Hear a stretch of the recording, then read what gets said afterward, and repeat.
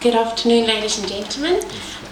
So today I will be presenting my master's methods, and I started with my thesis this year.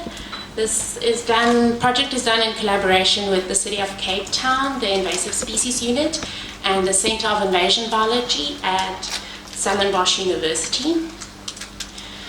Okay, so sometimes the mere removal of invasive alien plants does not restore the natural vegetation cover and ecosystem functioning, and you need to do additional restoration measures to put the ecosystems on the path of recovery. There are two types of restoration. You have passive restoration, which is just the removal of invasive alien plants, and then you have active restoration, where additional measures are taken, such as introducing native species.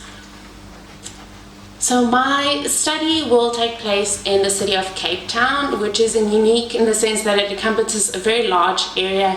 The municipality covers almost 2,500 square kilometers, and the city hosts more than 1,400 plant species.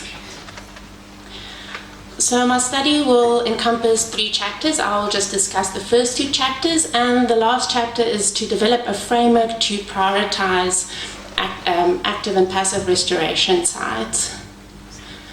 So the first research gap that I've identified is that there's no protocol to identify areas for active restoration after alien plant invasion. And I would like to address this gap by developing a framework to identify these areas needing active and passive restoration. And this is important since if clearing projects fail, you get the reinvasion and secondary invasion of these areas and the wasting of resources.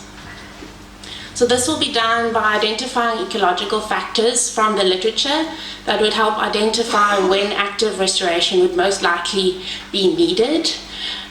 These factors will be divided into different categories and given a weighting on how likely they are to need active restoration. So this is an example of some of the factors that I might use, and as an example of how I would use these ecological factors is, example, the density of invasion, where the increase in percentage of cover will indicate that they have a higher likelihood of needing active restoration.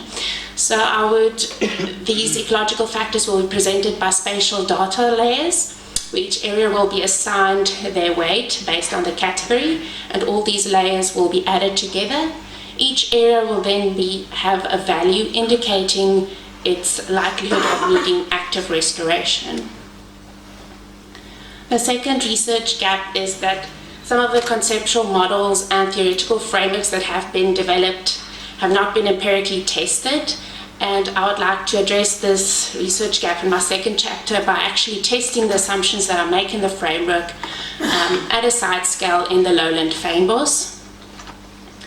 This will be done by sampling acacia and pine invaded areas along a density of invasion gradients, and also then a recently cleared and burnt densely invaded site, and compare these sites to a reference area and compare it in relation to the species composition, structure, and function. And I will then be able to assess whether these long invaded areas have the ability to passively restore or whether active restoration should have been applied. I will also then sample the factors that I used in the first chapter and to analyze whether they are able to explain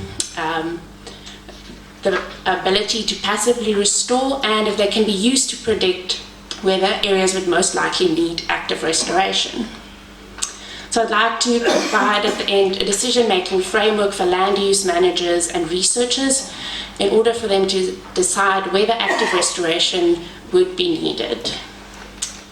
I'd like to thank my supervisors and all the sponsors. That's it.